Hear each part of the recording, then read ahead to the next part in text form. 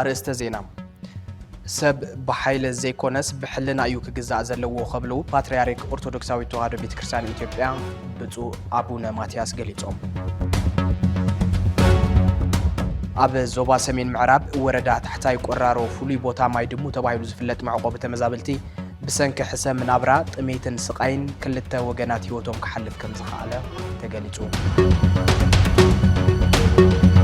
ترامب أب متصابو بهرمز زكاية زلو وتهدرا وسرحيت نجزي يدو كم زبلم تحبيرو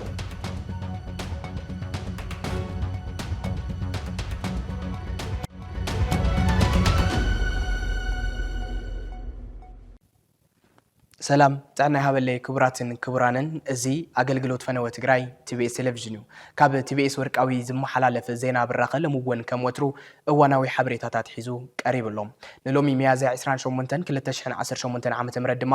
ኣብ ዝተፈላለዩ ዓውድታት ዘድህቡ ሓደሽቲ ፍጻመታት ሒዝናልኩም ቀሪብና ኣለና ኣነ ናትናኤል ፈለቀ ሓቢረኩም ክጸንሐ ሰናይ ምክትታል ፈለማ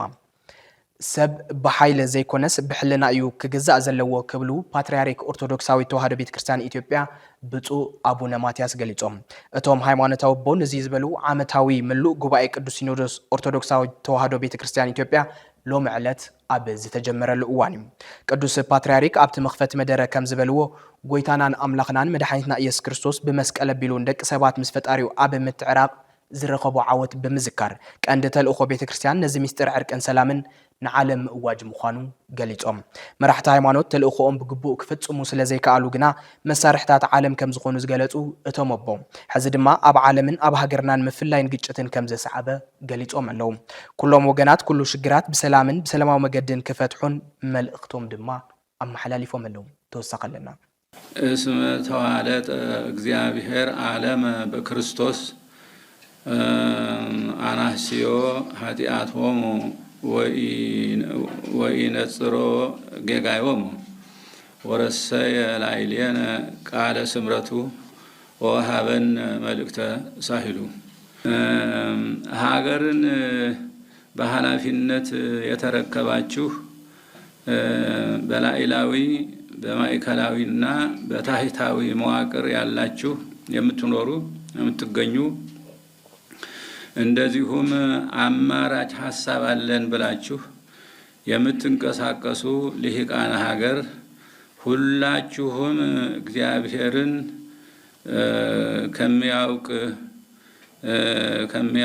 ከሚያመልክና ከሚፈራ ሕዝብ የተገኛችሁ ናችሁና በልባችሁ እግዚአብሔርን ፍሩ ድምጹንም ስሙ የሱ የሆነውን ገንዘብ የሱ በሆነው ገንዘብ ፍጡራን የሆኑ የሱ በሆኑ የሱ ገንዘብ በሆኑ ፍጡራንም አትጨክኑ ሰውን መያዝ የሚቻለው ህሊናን በመርታት እንጂ በሌላ አይደለምና ነው የህዝቡን ፍላጎትና የልብ ትርታ በሚገባ አዳምጡ ህዝቡ የሚፈልገው በአንድነትና በእኩልነት መኖር በሰላም ወጥቶ መግባት ፍትህና ርትዕን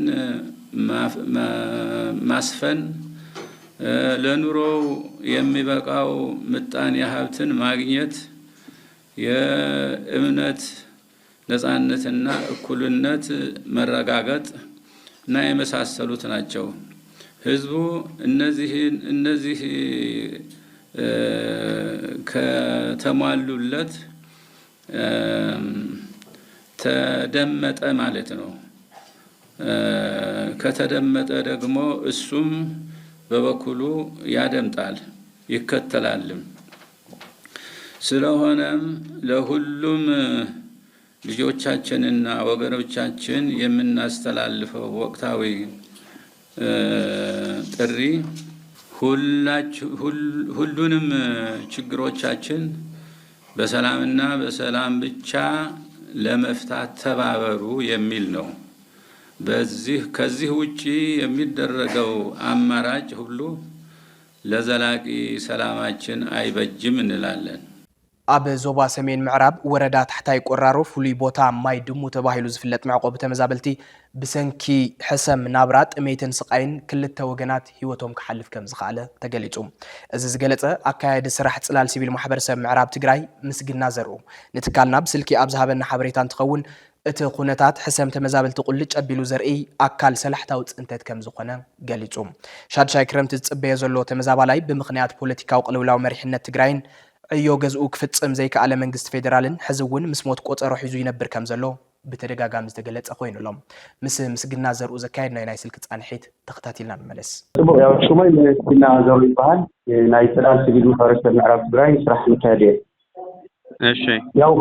ከምቲ ሕጂ ኣብ ማይ ድሙ ዝበሃል መዕቆቢ ተመዛበልቲ ኣጋጢሙ ዘሎ ናይ ሞት ክልተ ሰባት ኣጋጢሙሎ እቲ ሞት ክልተ ሰባት ከዓ ያው ኣካባቢ ናብ ዕድመ እውን ናብ 50 ዝላዕሊ ዝዕድመ እዮም። ስለዚ እዞም ሰባት እዚኦም ነበርቲ ሞት ያው ጥሜቲ ማለት እዩ። ስለዚ ከም ዝፍለጥ ኣብ ዝሓለፈ ኣብ ምኽንያት ሕንፃት ኣብ ዝገበርናዮ ምፅዓት ብጣዕሚ ብዙሕ ማሕበረሰብና ኣብ ብጣዕሚ ሓደገኛ ዝኾነ ናይ ጥሜት ኩነታት ከም ዘሎ ብሚድያን ዝተፈላለዩ መልክዕ እናተገለፀ ፀኒሑ እዩ ማለት እዩ። ስለዚ ሕጂ እውን ኣካል እዚ ገጢሙ ዘሎ ማለት እዩ። ስለዚ ህዝብና ብምኽንያት ጥሜት ሕጂ ብፍላይ ሕጂ ከዓ ናይ ረድኤት ምንኣስ የጋጥም ስለ ዘሎ ብኸይዱ ከዓ ረድኤት ናይ ምቁራፅ ኩነታት እውን ይርአ ስለ ዘሎ ህዝብና ኣብ ልዕሊ ኢኮኖሚያዊ ማሕበራዊ ፀገማቱ እዚ ናይ ጥሜት ክውስኸ ከሎ ያው ከምቲ ንሪኦ ዘለና ናይ ክልተ ሰባት ኣብቲ መዕቆቢ ኣጋጢሙሎ ማለት እዩ። ስለዚ እዚ ፀገም እዚ ኣብ ማይ ድሙ መዕቆቢ ተመዛበልቲ ኣጋጢሙ ንብል ዘለና እምበር ኣብ ኩሉ ኣብ ትግራይ ዘለዋ ናብ ከባቢ 146 መዕቆቢ ተመዛበልትታት ተመሳሳሊ ዝኾነ ፀገም እዩ ዘጋጥም ዘሎ።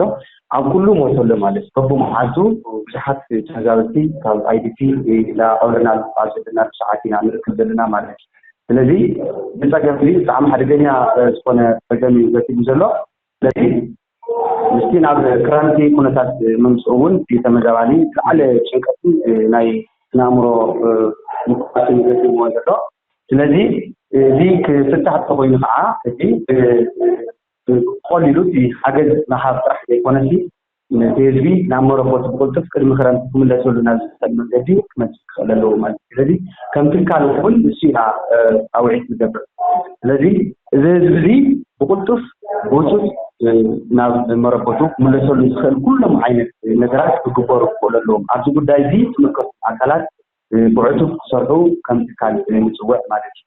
ቲቢኤስ ቲቪ ንኩሎም ፖለቲካውን ፀጥታውን ምዕባለታት ትግራይ ብመንፅር ምምላስ ስትራቴጂካዊ ሕቶታት ህዝቢ ትግራይን ምድሓን ብሄርን ክርእዮም ይፍትን። በዚ መሰረት ድማ ስምምዕ ፕሪቶሪያ ይኹን ንሱ ዝፈጠሮ መጠሻ ግዜያዊ ምምሕዳር ምውራድ ጌታቸው ረዳ ይኹን ምሻም ጀነራል ታደሰ ሕዚ ድማ ኣብዚ ቅንያት ከም ዝተረአየ ምፍራስ እቲ ግዜያዊ ምምሕዳር ይኹን ምምፃእ ዝተወንዘፈ ዝበሃል ቤት ምኽሪ ብመንፅር እዞም ገዛእቲ ሕቶታት ህዝብና ይሪእን ይምዘነን። ካብ ስትራቴጂካዊ ሕቶታት ህዝብና እቲ ሓደን ቀንድን ብውሑስ ምምላስ ተመዛበልትን ምውሓስ ዝተወረረ ግዝኣታዊ ሓድነትን እዩ። ሕዚ እዚ ኣብ ትግራይ ተፈጢሩ ዘሎ ሓዱሽ ኩነት ነዚ ጉዳይ እዚ ብናይ ምምላስ ዓቕሚ ጉልበትን ክውንነትን ምምዛን ግደ ህዝባዊ ትካላት ከም ዝኾነ ንኣምን። ብምዃኑ ቲቢኤስ ነቲ ኣብ ከተማ መቐለ ብልምዲ ሰብዓ ካሬ እናተባሃለ ዝፅዋዕ መዕቆቢ ተመዛበልቲ ዘጋጠመ ጫፍ ክፋእ ህይወት ተመዛበልቲ ዘመላኽት ዛንታ ደጊሙ በመቅራብ ነዚ ተመሊሰለኹ ዝብል ዘሎ መንግስቲ ስትራቴጂካዊ ሕቶን ብሄር ናይ ምድሓን ወፍርን ገዘኻኽር ይደሊ ኣለይ ቅንቅነልና ህዚ የለይዋ በጃኹም ተራድኡና መላእኽተ ይሕልፍ ህፃውን ትቆልዑ ህንዲ ምሕፃዋሚ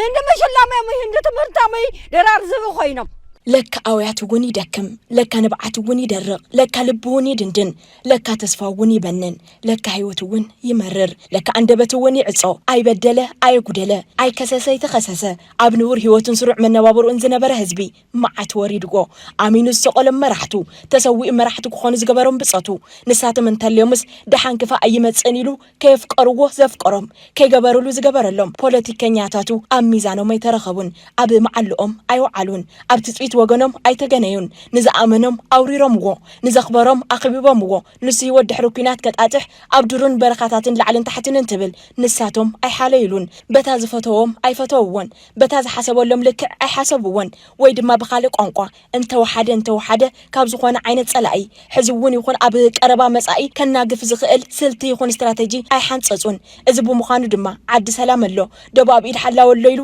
ጥንቅልዒት ደቂሱ ድማ ሓቁ ከም ኣኽገብር ንሳ ክኸውን ዋጋ ከፊሉ እዩ ፍርቂ ጎኑ ኣብ ህንጸት ሃገር ቆሲሉ በታ ዘይቆሰለት ካልእ ጎኑ ድማ ልዋም ድቃስ ደቂሱ እዚ ሓደ ነገር እዩ ካብ ዝኹሉ ጉድ ዘምለጡ ደቂ ትግራይ ኣብ ማእኸል ከተማ ብዝብ በረኻ ክብልዑ ይኽእሉ እዮም ኢልካ ምሕሳብ ግን ዝግመት ኣይነበረን ኣብታ ዓዲ ሰላም ላይሉ ዝደቀሰላ ክሕረድ ኣብታ ኩሉ ኣማኒሎ ኣራጢጡ ዝነበረላ ኣጉዶ ክዕበጥ ሓወይ ብዝወሎ ኣረመኔን ዓደይ ብዝበላ ወመነን ብየማነ ጸጋም ክኽበብ ንብረተይ ብዝወሎ ጸጋን ክብሪ ዓደይ ብዝወሎ ባንዴራን ብምድርን ሰማይን ክቕጥቀጥ ናብ ዝገብር ጽንተታዊ መዳላሪ ከኣቱ እንተሎ ኣንታ ዝክኸውን ከም ዝኽእል ስለምንታይ ዘይተረዳእኹም ስለምንታይ በላዓይኹም ዕቢኹም ስለምንታይ ነኻሲኹም ኣቐኒኹም ክብል ነይርዎ ኢሉ እውን እዩ እንተኾነ ነዚ ሕቶ ዝደጊሙ ክሓትት ዝኽእል ኮነ ግቡእ ምላሽ ክህብ ዝኽእል ኣካል ግን ኣይተረኸበን ንምንታይ እንተተባሂሉ እቲ እዋን ካብ ጫፋት ምዕራብን ምብራቕን ካብ ወሰና ሰሜንን ደቡብን ናብታ ማእኸል ሕምብርቲ ብሄርን ዝበላ መቐለ ሕዝሎን ሕንጥልጥሎን ኮይኑ ዝተመመ ህዝቢ ነዚ ዝኸውን ቀልብን ትኹረትን ኣይረኸበን ጥኑሳቱ ኣብ መንገዲ እናዋለደ ሬሳታቱ ፍቐዶ ሩባን ሽንጥሮ እናቐበረ መናእሰያቱ እግረ መንገዱ ናብ በረኻታት ገድሊ ትግራይ እናመረቐ 10 ርእሱ ወፂኡ ኣብ መወዳእታ 2-3 ኮይኑ መቐለ እናኣተወ ኣብ ታሪኽ ርእይዎ ብዘይፈልጥ ትራጀዲ ሓሊፉ ዕረፍቲ ዝረኸበ ኣብዚኣ ኣብ ከተማ መቐለ እዩ ዝነበረ እዚ ሓደ ነገር እዩ ካብ ዝኹሉ ጉድ ዘምለጡ ቆልዑ ትግራይ ኣብ ማእኸል ከተማ ብዝብ በረኻ ክብልዑ ይኽእሉ እዮም ኢልካ ምሕሳብ ግን ዝግመት ኣይነበረን እዚ ህይወት እናኸፈለ መቐለ ዝኣተወ ተመዛበላይ ሰሙን 2 ሰሙን ኣብ ገለ ዕቂቡ ናብ መረበቱን ሙቕ ቤቱን ዝምለስ ደኣመሰሎ እምበር 5 ዓመት መመላእታ ሓጋይ ኣብ ፀሓይን ሃሩርን ክረምቲ ኣብ ቀዝሕን ቁርን ምንባር ንቡር ዝኸውን ይመሰሎን እዚ ተመዛበላይ እዚ በዓል ኣዳራሽን ደብርን እዩ ነይሩ እዚ ተመዛበላይ እዚ በዓል እንተላመትን ማሻላን ሰምስምን እዩ ነይሩ እዚ ተመዛበላይ እዚ ብጸባ ዝሕጸብ ብጠስሚ ዝውረቕ መሊኡ ዝፈሰሰ ተሰካማ ዓዲ እምበር ለማናይ ንኸብዱ ኣይነበረን እዚ ተመዛበላይ እዚ ውልቀ ሰብ እውን ኣይኮነን ናይ ማሕበረሰብ እኩብ ወይ ዝተወደበ ናይ ሰባት ምትእኻብ እውን ኣይኮነን ትግራይ እዩ ነይሩ ትግራይ በዓባያ ናይ ብሓቂ ክፉእ ርዩ ንዝኾነ ሕልና ዘለዎ ሰብ ከምዚ ዝበለ ናብራን ህይወትን ዝነበረ ሰብ ሞይ ትረፍ ዋላ ሓንቲ ደሓን ነገር ጥዕሙ ንዘይፈልጥ ሰብ ፍጡር እውን ተኾነ 5 ዓመት ሙሉእ ኣብ ቴንዳ ምንባር ዘለዎ ክብደትን ስቃይን ንሕልና ዝኸብድ እዩ ንሳ ገይሩ ኣብዛ ቴንዳ ነቢሩ ተዓጊሱ ዓመታት ሓሊፉ መናእሰዩ ናብ ሊብያን ትኸዱ ደቁ ካብ ትምህርቲ እንትበኽሩ ሽማግለታቱ ሰኣን ሕክምና እንትሞቱ ኮታ ሰኣን መረበትን ቤትን ዝመጽእ ኩሉ ዓይነት ስቃይን መከራን ኣብዛ ቴንዳ እዚኣ ኮይኑ ኣሕሊፍዋ ነዚ ሕማቕ ኣጋጣሚ እዚ ብድንጋጸ ንዝዕዘብ ነባራይ ከተማ መቐለ ኣጋይሹ ክቕበል ቃንዛ ተመዛበልቱ ክቕንጾ ጸገም ወገናቱ ክስከም ዝኸዶ ርሕቐት ድሙቕ ዛንታ ናይቲ ጸሊም ታሪኽ ተገይሩ ዝውሰድ እዩ እቲ ነባራይ ከተማ መቐለ እውን ተኾነ ግዳይ እዚ ከምዚ ዝበለ ብኽፉእ ግዳማዊ ጽንተት ብስሑት ዓመተ መሪሕትን ዝመጸ ግፍዓዊ ጀኖሳይዳዊ ደማዊ ኪናት ጽንተትን እዩ እሞ ይደኽሞ ይስእን ይርብርብ ከምኣ ኮይኑ እዚ ሓደ ነገር እዩ ካብዚ ኩሉ ጉድ ዘምለጡ ቆልዑ ትግራይ ኣብ ማእኸል ከተማ ብዝብ በረኻ ክብልዑ ይኽእሉ እዮም ኢልካ ምሕሳብ ግን ዝግመት ኣይነበረን ሓደ ዝገረሞን ዝደመሞን መዋጽኦ ክሓስብ ዝደኸሞን ዝተሰኮነን ሰብ ካልእ እሲ ትረፍ ከመይ ወገናትና ካብ ዝብ ምድሓኒ ኣቤና ክብል ይኽእል ዝብ ምብራር ከመይ ኣቤና ሰብ ዝለመደ ዝብ ግን ከመይ ምቕታሊ ኣቢና ህፃን ናኡድ ሃይለ ስላሴ ተበሊዑ ምስተባህለ ብድሕሪኡ ንምንታይ ዝኾነ ስጉምቲ ክውሰድ ተበግሶ ዘይወሰድና ናይ ተቐዳማይ ሓደጋ ትርጉምን ትንታነን ወሲድና ስለምንታይ ንዕኡ ዝኸውን መፍትሒ ሻቡን ሻቡ ዘየመዓራረና ክንደይ ህፃናት ድራዝብ ምስኮኑ ኢና እንበራበር ወዘተ ክብል ይኽእል ወለድና እኮ ናብ ሰፈር ምምጻእ ዝለመደ ዝብኢ ጻተይ የጽንሕዎን ኢልካ እውን ምስ ኣዛብእ እናተደፍአ ዝነብር ገጠረታይ ህዝብና ከም ኣብነት ወሲድካ ኣብ ማእኸል ከተማ ዜና ብዝብእ ዝተበልዐ ህፃን ምቅላሕ ከመይ ዝበለ ውርደትን ውድቀትን ኢልካ ብዙሕን ውሕድን ምዝራብ ይከኣል ይኸውን መልሱ ግን ቀሊል እዩ ሕማቕ መሪሕነት ሞት እዩ ዘለማምድ ተደጋጋሚ ጸገማት ዘይንቡር ተግባራትን ንቡር መሲሎም ክስምዑኻ ይገብር ኖርማል እትብል ናይ ዝደቂ ዘበን ቃል ንልቃሕሞ ሞት ዘለማመደ መሪሕነትን ፖለቲካን ከመይ ካብ ሓደጋታት ካልእ ሓደጋ እናዋለደ ከም ዝኸይድ ንርአ ሰብ ተቐቲሉ ተረኺቡ ኖርማል ሰብኣይ ንሰበይቱ ሓሪዱ ደርቢው ኖርማል መንእሰይ ንድኡ ቀቲሉ ኖርማል ኣብ ኣደባባይ ሰብ ተቐቲሉ ኖርማል ዝኾነ ሰብ ተዓፊኑ ደሃዩ ኣይፍለጥን ኖርማል እዚ ውድቀት ማሕበረሰብን ልምሰት ስርዓትን ዘርኢ ሓደገኛ ኩነት ስቃይን መከራን ህዝቢ ተገፊፉ ክጠፍእ ምግባር ሞ ይትረፍ ሞት እኳ እታ ጨካን ሞት ኣቕሊሉ ክርያ እዩ ዝገብር እዚ ሓደ ነገር እዩ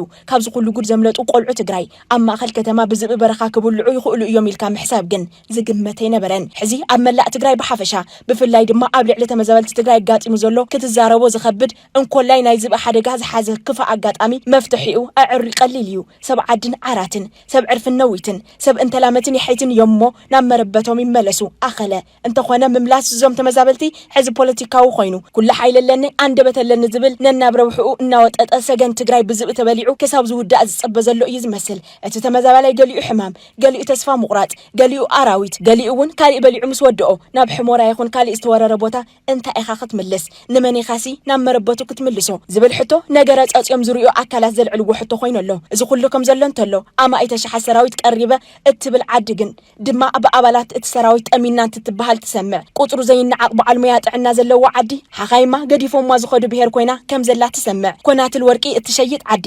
ንህፃናታ ካብ ዝኡ ዘቕዕቁብ ሓጹር ክትሰርሕ ኣይትኽእልን ኮይና ትረኽባ ዩኒቨርሲታትን ኮሌጅታትን ዘለዎ ዓዲ ኣብ መንጎ ሰብን ኣራዊትን ክህሉ ዝኽእል ርክብ እንታይ ክኸውን ከም ዝግባእ ከተምህር ኣይትኽእል ሓደ ለባም ተላዒሉ ደቃ ዝብ ብዝበሃል ብሕጊ ክቐተል ዝፍቀድ እንስሳ ዘገዳም እንትብላዕ መራሕቲ ኢና ዝብሎ ኣካላት እንታይ ዓብዘሞም ክብል ቴክኒካዊ ሕቶ ከልዕል ይኽእል ወይ እውን ኣብ ትግራይ ኩሉ ዓይነት ሕማቅ በዓል ዋናን ጠበቃን ከም ዘለዎ ዝፍለጥ እዩ ቆልዓ ዓጊጩ ዝኸይድ ዝብኸ መን ይሕለቀሉ ኣሎ ክብል ገምገማዊ ወቀሳ ከቀርብ ይኽእል እዩ ምርር እንትብሎ ድማ ተፈናቀልትና ምምላስ እንተኣበየና ካብ ዝብ ምሕላው ንምንታይ ኣውይና ፈረሱን በጊዑን ሓልዩ ዝኸይድ ህዝቢ ዋላ ውድብ ሃይሃልዎ ዋላ ሰራዊት ይሃልዎ ዋላ መንግስት ይሃልዎ ዋላ ይከበብ ዋላ ዓለም ትኽሓዶ ኣብ 21 ክፍለ ዘመን ደቆ ካብ ዝብ ምሕላው ከመይ ኣብዮ ክብል ይኽእል ዒልዎ ምሽሓሪኻ በሊዑ ጥራሕኻ ካብ ዘትርፍ ዕስለ ቅንፊስ ክከላኸል ደው ኢሉ ዝሓድር ትግራዋይ ምሸላኻ ጣጢመን ካብ ግራት ሙሉእ ቃንጫ ጥራሕ ካብ ዘትርፉ ኣዕዋፍ ከድሕንን ወንጭፍ እንዳንዳን ዝሰርሕ ትግራዋይ ማሕሲኡን ረይሙኡን ካብ ቡኻርያ لحمن بعراين كعيف الأخل كدحنن أبد تتنقق زنبر تقراوي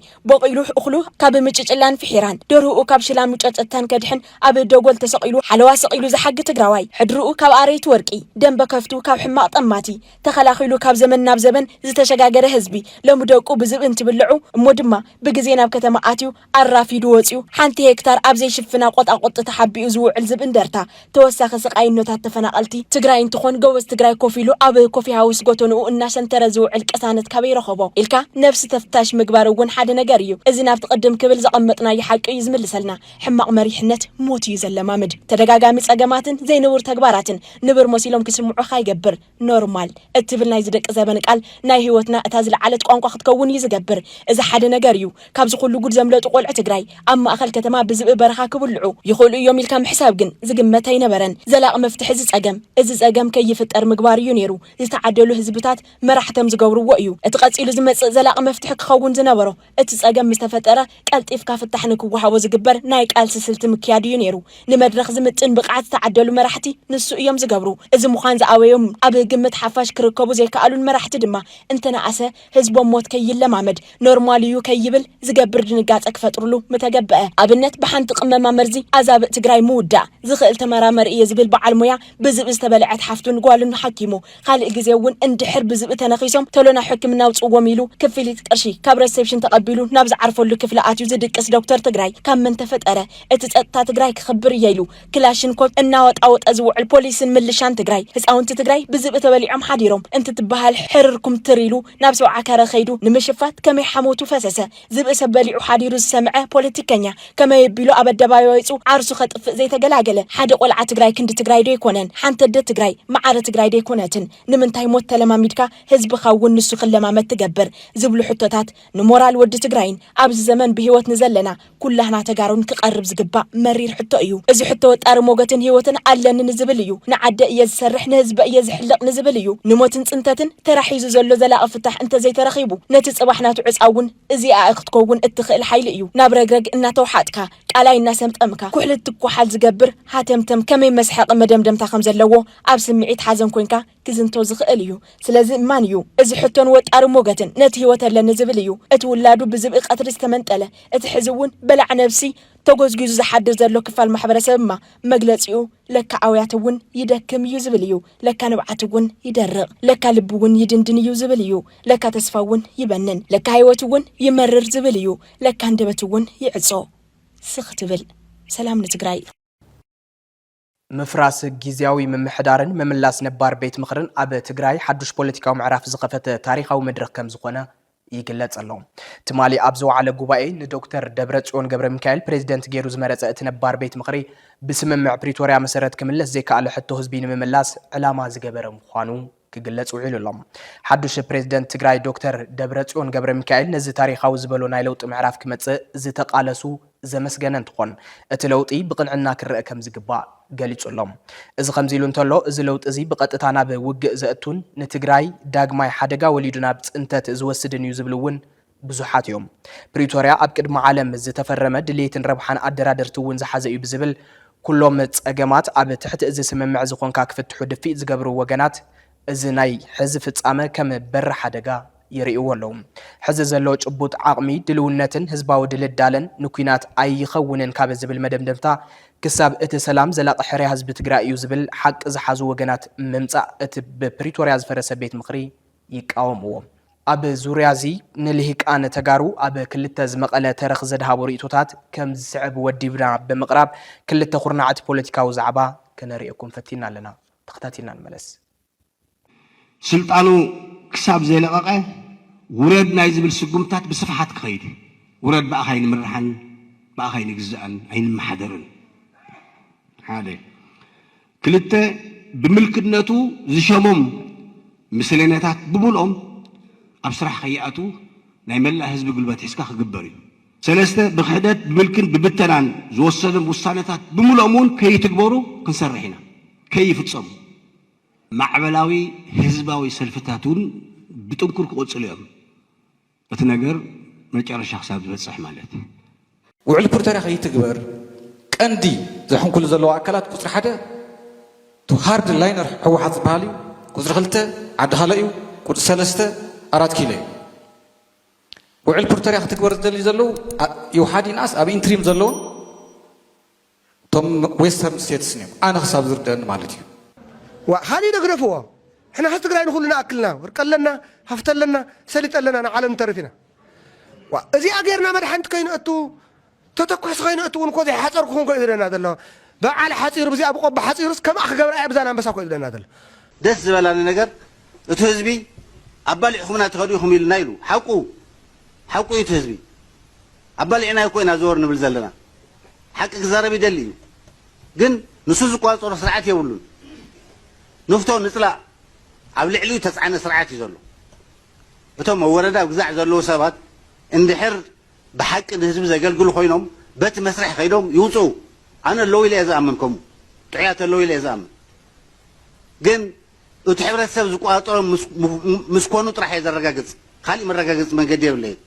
كسرقو كلون سرقو لهم زبلهم كون كخللو زين خغبر امباورد كونلو بناي سرح فصامي تزاز زنقاساس نا وردا مكر بيت حزناس بزعبا ناي حزب سلطان كنزرب كمز مساله بنيتو تاثر السيستم حزنا وت ነገር كنعريو አይንخلن ስለዚህ كزارو زدل ነገር አንንታዩ نلما مدينه زلنا زين كمزين مثلا اشتي ነገራት بمغبر نلما مدينه زلنا አይንፍት حيين ዝብል الراي بلي او كونتكست رينا اتينا نرايين ዝብል الراي አለኝ بمنجستاو سرارحا يزعري زبل الراي አለኝ ህዝብ ሳቲፍካ ለህዝቢ ኢምፓወር ጌርካ ይዝፍታሕ ዝብል الراي አለኝ تو ናይ ቼክ ኤንድ ባላንስ ኣማዕራሪ ክህዝ ከሎ እዩ ዝፈትሖ ዝብል الراي አለኝ ኣብ ታሕቲ ጥራሕ ኣይኮነን ኣብ ወረዳ ጥራሕ ኣይኮነን ኣብ ላዕሊ እውን ፈጸምቲ ዝቋጠር ፓርላማ ከሓዝካ ፈጸምቲ ቋጠር ክትብለ ይትኸልን ስርቀ ክትቋጠር ይትኸልን ግዕዜና ኮን ኣብ ናይ ህዝቢ ተወከልቲ ይቀርብ ዘለዎ ሪፖርት ናይ ፈጻሚ ኣካል ኣይኮነን ይቀርብ ዘለዎ ናብ ናይ ህዝቢ ተወከልቲ ይቀርብ ዘለዎ ናብ ፈጸምቲ ይቀርብን ፈጸምቲ ማ ፈጺሞም እዮም ስርሖም ሰሪሖም እዮም ስለዚ ኣነቲ ዘለና ፀገም ብዕምቆቱ ክንርድኦ ዘለና እዩ ዝመስለኒ ሲስተሚክ እዩ ስትራክቸራል እዩ ሸሞንተ ግዜ ሽግር ወፅሕና እዩ ስለዚ ይኾኖ ደግ ይኾኖ ዝብል ቆሪፅና ክንለዓል ክንክእለና ማለት እዩ ተኾነ ብሰላም ክንነብር ብሓደ بجروتنا خنبر تزي كوين جن نحنا كمان نهزب سلازين الناس سريحنا خنبر نخل عجزاء مريتنا عجزاء أرسنا كنبر سلاز جبنا هزب تجري حاد خوان حاد نتخط أنا آخر حاويره كالس كنسرحن كنكالسن يجز جبنا سو تجري بيزا بوليتيكا إي بيزا خد للو بوليتيكا بيزا تجري بيزا تجارو كتقفل له كموت له كسوق له كسكال له بوليتيكا تحسب مالتي أتصنع حسب أو عندنا بوليتيكا إند جيم يو إنديو سو من تام بوليتيكا إيكونومي سوا ምእንተን ፖለቲካ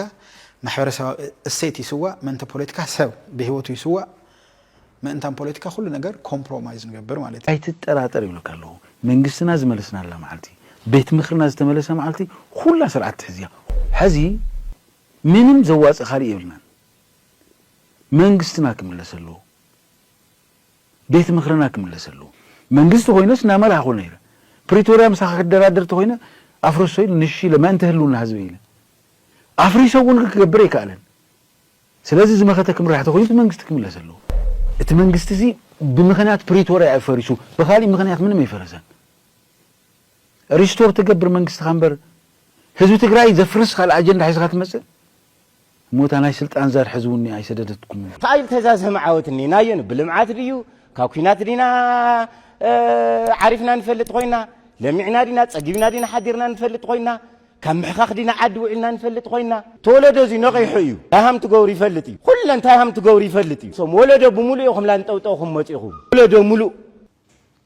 ንሕና ምስ ኣምሓራ ይኹን ምስ ኤርትራ ይኹን ምስ ካልእ ይኹን ክንሰርሕ ኣለና ንብል ዘለና ንዝኾነ ትግራዋይ ንክንወቃዕ ኣይኮናን ካብ 4 ኪሎ ዝመፅእ ናይ ፅንተት ሓይሊ ንምምካት እዩ ንዝኾነ ትግራዋይ ንምውቃዕ ኣይኮነን ይርድኦም ድዩ ንሶም ኣብ ትግራይ ዘሎ ሓወም ንኽወቅዑን ትግራይ ንምጥፋእን እዮም ምስ ኣብይ ተፃሚዶም ዘለዉ ሞራል ሕሊና እንተልይዎም ስለዚ እዚ ናብ ንፅፅር ዝቐርብ ኣይኮነን ናይ ትግራይ ስግኣት ዝምንጩ ካብ 4 ኪሎን ካብ 4 ኪሎን እዩ ሕዚ ኢና ንብል ዘለና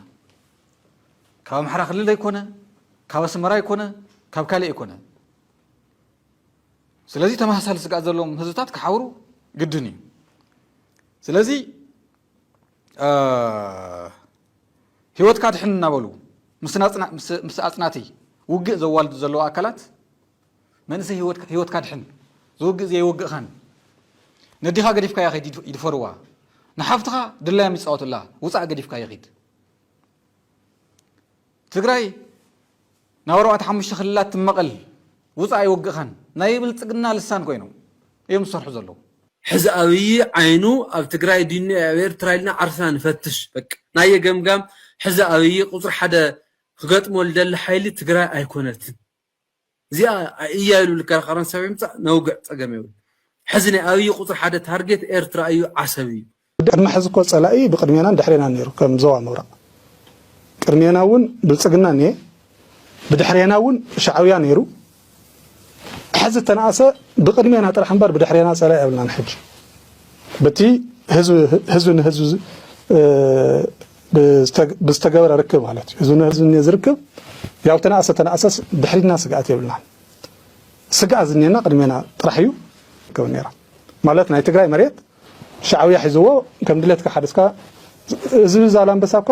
ዓድግራት ተፈናቂል ነይሩ ህዝቢ ጉለም ከዳ እኳ ዓድግራት ተፈናቂል ነይሩ ህዝቢ ኢራብ እኳ ዓድግራት ተፈናቂል ነይሩ ስለዚ እዚ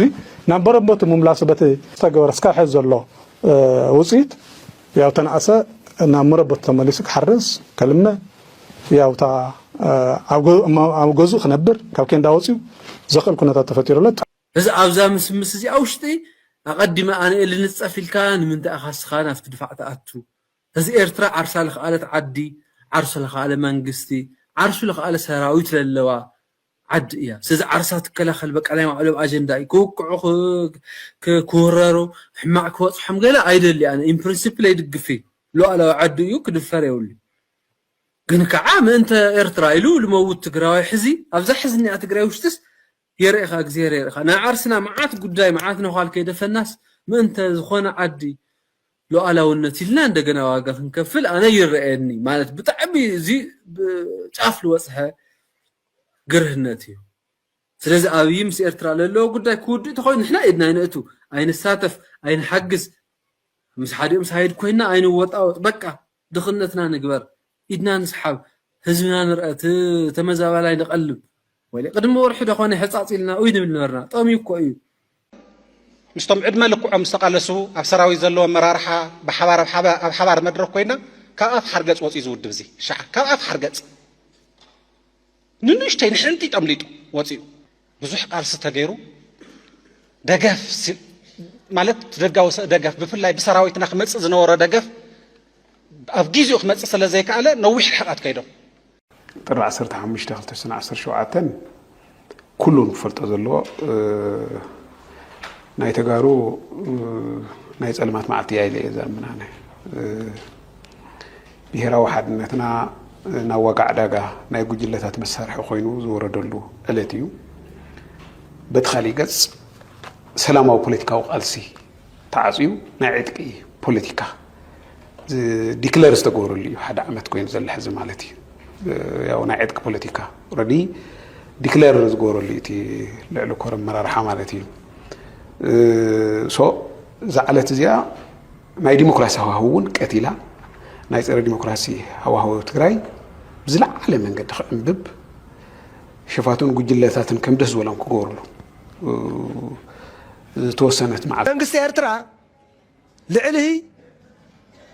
ህዝብ ትግራይ ልዕልህ ትግራይ ዘሎ ይሰርሐሉ ዘሎ ሓንቲ ርግጽ ያ ኮይነ ዛራ ሻዕብያ መንግስት ኤርትራ ኣብ ታሪኹ ዋላ ዕጥቂ ቃልሱ ገይሩዎ ዘይፈልጥ ንትግራይ ይገብራሉ ታይ ገይሩ አማዓልቲ ነገር ዋይ ጠያውም ነቶም ደቅሁም ዋይ አውዝ ሁሉኩም ሓደ ሓደ ነኩም እንዲዮ እንደ ሃዝና ግዛዕ እስካየርካ ሃዝና ስታይ ነይሮ ግዛዕልኩም ድሕተትዎ አውደው እንተቢልና ግን ደለማ መዲና ዘለና ስርዓት ክንዳሉ ነይሩና ከይዳልና ተተርፍና ተሐተቲና ስርዓት ዘይ ምድላው ጥራሕ ግን አይኮነን ንሕተት ሰባት ንብሉ ንኸሊና ቀንጠብጠብ ዝበልና ሰባት ክንብሉ ንኸሊና ኣብ ዝኾነ ፖዚሽን አሉ ስራሕና ይውፀና ንፈተሽ ስራሕና ይውፀና ከምዚ ዓይነት ኮሚትመንት ተዘያልዩ ካፍቲና ቆረጽካ ካፍቲና ገበርካ ዝግበር ነገር የለን ብጣዕሚ ተመሓላለፋይ ዝኾነ ሕማቅ ቫይረስ እዩ እዚ እቲ ጉዳይ ኣብ ትግራይ ዘሎ ናይ ፖለቲካ ላንድስኬፕ ጠቅላላ ንምዕራዩስ ይከኣል ዶ ይከኣል እናበልኩ ለይትን ቀትርን ዘጸግም ኣተሓሳስባ ዘትሕዘኒ ሓደ ኤለመንት እዚ ጥራሕ ኣይኮነን ሓደ ኤለመንት እዚ ስርቂ ንቡር ኮይኑ ምጭብርባር ንቡር ኮይኑ በቃ ሞ ኣብ ላዕሊ ደረጃ ኮንካ ናይ መንግስቲ በዓል ስልጣን ኮንካ ናይ መንግስቲ ሓላፍነት ተሸኪምካ ንባዕልኻ ምግልጋል ንባዕልኻ ምጥቃም ንቡር ኮይኑ እዚኦም ዝኾነሉ እዋን ከመይ ጌርካ ኢኻ እቲ ፖለቲካ ተዕርዮ በቃ የትም ፍጩ ስልጣን እናምጪው እንት ኮይኑ ተዋና ለጅካ ድላ ይሆን ለጅክ ግዛዕ አይደል እንተልካ ስልጣን ወብቱ ትሎ ዘለካ ምንም ትንተና የለካ ኮምቲ ኢሳያስ አፈወርቂ በግልጽ ዞለማ ዋት ኢሌክሽን ዞሎ ጅደ ወርሑም መክርዎ ታይ ዝኾነ ኢሌክሽን ታይ ዝኾነ ዲሞክራሲ ዞሎ ከምዶ ትሉ ብድሕሪኡ ንዝመጽ ኮንሲኩዌንስ ፌስ ክንገብር ይነውሉ ዝመጽ ኮንሲኩዌንስ ካ ኢትስ ኦብቪየስ ኩናት እዩ ኣብ ስዑድ ዓረብ ፍርድ ሞት ዝተበየነሎም ተጋሩ ዝርከብዎም ብርክት ዝበሉ ወገናት ሕዝውን ድምፂ ወገናቶምን ህይወት ሰብ ዘገድሶ ኩሉ አካልን ይጠልቡ ኣለው ሃይማኖታት ኦርቶዶክስ ክርስትናን እስልምናን ዝተፈላለዩ ሲቪክን ሲቪልን ማሕበራት መንግስታዊ ኣብያተ ዕዮታት ነዚ ብይን ሞት ብምሕረትን ብይቅርታን ክፍታሕ ፀቕጢ ዝገብሩ ደብዳቤታት እንትጽሕፉ ዝተረኣየ እንትኾን ካብ ወፃኢ እውን ሂውማን ራይትስ ዎች ሓዊሱ ዝተፈላለዩ ትካላት ሰብኣውነት እዚ ፍርዲ ክቃለል ፃውዒታት ይቅርቡ ኣለው ቲቢኤስ ቲቪ በዚ ኩነታት ዝተሰምዑ ሓዘን ልዑል እንትኾን ኣብ ኩሎም ናይ ፈነወ ሰዓታቱ ድማ ነዚ ዝምልከቱ ኣጀንዳታት ኣብ ምምሕላፍ ይርከብ ንሎሚ እዚ ስዕብ ተኸታቲልና ንመለስ ሞት ፍርዲ ኣብ ልዕሊ 200 ዝኾኑ ወገናት ኣብ ዝቕንያት ካብ ዝተሰምዑ ዘደንግጹ ዜናታት እቲ ሓደ ኣብ ልዕሊ እቶም ኣብ ስዑድ ዓረብ ዝርከቡ ብኣብዝሓ ተጋሩ ዝርከቡዎም ወገናት ዝተበየነ ፍርዲ ሞት እዩ ኣብ ዓድኻ ናይ ምንባር ተስፋ ዝተጸንቆቖም ስደት ጥራሕ መማረፂ መሲሉ ዝተሰምዖም ዝፈትዎ ዓዶምን ህዝቦምን ንድሕሪት ገዲፎም ብድሩን በረኻን ባህርን ብባሕርን ናብ ዓድማቶም ዝኣተዉ ግዳይ ሞትን ስቅያትን እንትኾኑ ንዕዘብ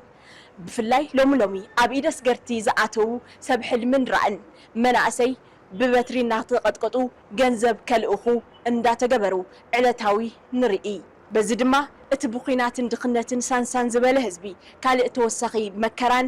ጻውራን እንትኾኑ ንዕዘብ ናይ ዝመቐጸልታ እምበኣር ኣብ ዝቕንያት መንግስቲ ስዑድ ዓረብ ኣብ ልዕሊ 200 ዝኾኑ ተጋሩ ብበዝሒ ዝርከብዎም ኢትዮጵያውያን ሕጋዊ መንበሪ ኣይብልኩምን ብዝብል ብሞት ክቕፅዑ ዝገብር ብይን ምምሕልላፉ ዓብዪ ድንጋጸ ፈጢሩሎ ካብ ሰናይ ጉሓቱ ኣብታ ሃገር ኣብ ዝርከቡ ማእኸላት መሓይር ዘሎ ዘይሰብኣዊ ኣተሓሕዛ ኣዝዩ ሕማቕ ምዃኑ ተሓለቕቲ ሰብኣዊ መሰላት ይገልጹ ምጽንሖም ዝፍለጥ ኮይኑ ካብቲ ልሙድ ወፃኢ ብዝኾነ ኩነታት ኣብ ከባቢ ከመንጠጋ ዓስሪ ዝርከብ ከሚስ ምሸት ዝተባሃለ ቤት ማእሰርቲ ልዕሊ 200 ዝኾኑ ተወለድቲ ትግራይ ዓፋር ኦሮሞን ብጅምላ ናይ ሞት ፍርዲ ተፈሪድዎም መዓልቲ ሞቶም ይጽበዩ ምህላዎም ዝሰምዐ ቢሮ ጉዳይ መናእሰይ ትግራይ ደብዳቤ ካብ ዝጽሓፉ ፈላሞት ትካላት ሓደ ኮይኑ ኣሎ اتبيرو لمينستر قدايات وصاء إثيوبيا أبزم محلالة فو دبدابة مس منجست سعود عرب بمزر راب فرد موت زيقاتاتو تأتو كبل تصويعو تبيس تبي لمنجست إثيوبيا نعلم لخاوي تكالات حلقتي سبعو مسل نتكالات حورات منجستاتن سبعو نت نزس معام كلهم أكالاتن ملقت اللوو هيوت زيقاتات ندحن مناسي سريحهم كنبرو لزخول بايتا نمازن تبيس ورقاوي أمريكا أب العلي إيرتراز تجبر الجدان ملعال تحسب كم زلا نوشت أو سند منجست أمريكا بمتقاس رويترز حبيروم إذا كنت ترامب مستقل في كفال جماجم كأيح بحر زقوزات سرعات إساياس أفورك كعرق موسانو زملاخت كم زخونو تنتنت انت حبرو إذا وسانا أبز قرن أفريكان زهلو بوليتيكاون تتاون معبالة زهلو وترجم الزرار بايقين لهم بريزيدنت أمريكا دونالد ترامبن بريزيدنت إيرترا إساياس أفوركن أب أفدق محزنة توزم دنا أدهبهم أب مودات دما أب إيد متشببات إنك بس قراري بوم اللوي بل تسبب اتتكال إذا وسانا أمريكا مسس مراز اللو واركب نمم حياش زعلم مخانو إننا تنجر له كم زلون كم أون إثيوبيا مس إيرترانا بكونات كتعتو خمزي بالله مل اختن مل أخذ علم مخانونيو زقلت زلهم رويترز على محتة زجبر لهم تنتن تدما وسانا ترامب مستي أبز أوان زي أب منجو إثيوبيان إيرتران زلو وتريد تتقيح بحر محلاون زباو جتشت مجدالن زت أساسر مخانم أملاقيتهم بسنك كونات أمريكان إيرانن متأبو بهرمز معتاو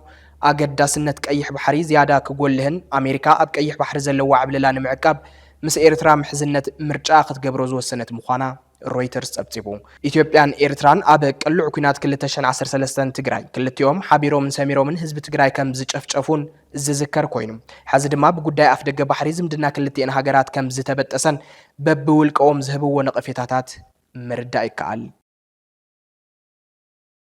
ترامب أب متأبو بهرمز زكايد زلو وتهدروا سرحيد نجزي ودو كم زبلة تحبيرهم بريزيدنت أمريكا دونالد ترامب مس إيران أب زكايد زلو دردر معبالة بمتقاس بمتأبو بهرمز نزحلفا مراقب نمعجاب استجمر وتهدروا سرحيد نجزيو دو كبل عزيزم ات بريزيدنت ات بروجكت ناتنت زبل سيامز توهابو سرحيد نجزيو كم زتقارتن أب سممع نخبت صح جزين مهابن علي مزتخايدن كم زخنم تجلسوا ترامب اتوسانة كاب باكستان حوسوس تفلالي هاجرات بزقرب لهم حتى مسرت كم زخنن مس تهران زكايد زلو زرب وتصيد كم أب زخيل اللقوان مخانم جلسوا اتسفح كفال نداد عالم زحلف اللي متأبو هرمز أب منجو كلتي أموجنات تعوق وترز فتر خوينو كلتي أموجنات نمراقب كتقعوي كتقع مخانم أب زفرار حلوان إذا سجمت أمريكا بدبلوماسي ناي موداتان ملو انسمع كبت حايخ الديوز بالجنا أب قد علي زر خوين اللهم أب موداتا زينا تبيس تيفي سروع فنوا كابز جمر الأوان فليمو ببروحو فلينا يتقرأ أنفتنا نتصرى زينا نمدباتن قريتو أب مفنا ومصنوح يذكر إذا حزنا يزلنا ورح ميازيا أب تجراين زحلفوا حموش عمتات قتصلوا عبيت زباو تسقمات حزون صفحات عمقة وسيقوم يخدم هلاهم صعبهم يفرس زلو خبر بهير يحسس زلو دموق تاريخن يبتن زلو من نتاو باتان سقات كونات حوسو وقفت روزق الودقات أب مقرام زدهب قوينم نهار كونات نمكل قال بايتا سلام نمسفحن كمتشو أب أقداس نتسالساي مقدي كتسمديوم بار ليقانن بوليتيكانياتاتن اتا منجستنت اتتقلب زلا تجراي تسقم تجراي أب تجراين بدك تجراين أب كندنم إلاي مفتان حق ترقات قليون سمين قليون دبوب تفناجلو نهار بوليتيكانا بتقنيتات تقارنوتاتن ربح حزب حزوم بزغدو نصاتن زقلت كوين اللهم أبز خمس زبالة مفنج على ما أخلو تجراي زجبر نزدليو ربحان زمدنا عندما مسمين يكون دبوب أبتمت أنا ميزان كوين ركب زمسرت بوليتيكا يدلي إذا دما سالساي مجدي الكاموسات يكال تجراي كابتاتياتو زلا كل مداوت أجمع كتوتسن حزبنا نبجب خبرك من لسن أب من جو حواد زهلو سنة بز سالساي مجد أمازين كاب ممرح متأشى حزباو بايتو تخروت نبز جبرو أنفت كالسن متاو تبيس تقلا لازينا المدباتون بزز تقانيو كجبريو نلومي إذا فولي أجداس أجندازي بزعب حساب كنت أمتو الله شجرت زلت أجمع سلام بجد نخفتح أنت خوينكن حزوون ناي تجراي عقمتات تزلوا جزياو من محدار جزء سلا زي رفدا نخلو حقافاي بزمخانة بهراو أركب بمكياد الشاجراي بزخانة نهزبيل تمرت أمن قصك الشاجر الزخل مجدي أدلات كفترة اللو بوليتيكا حتى هذه عريو تخلي نجار الريخلي سرعاتي مجمرة أرزق بوه سرعات كعرخان أي كلنا تصادفوا يادلي كلنا أسفحنا تابنا يودواوي بوليتيكا تابنا يودواوي ربحان طعمن وصيلنا كم هزبي تعد زي مالت ندقنا نورسو عدد خوين مالتي نحواتنا ندقنا ናውርሶ ከም ህዝብ ንቕፅል እንተኾይና ናተይ ጥቕሚ እየትረፈኒ ወይ ከዓ ናይ ውስን ረብሓ ሓዲካ ጠቕላሊ ከም ህዝቢ ከመይ ጌርና ኢና ኣብዚ ኩነታት እዚ ንወፅእ ልብል ምምኽኻር ይህን ምሂን ምብባሃል ምርድዳእ ምትሕልላይ ኣድላይ እዩ ኢለ ኣምን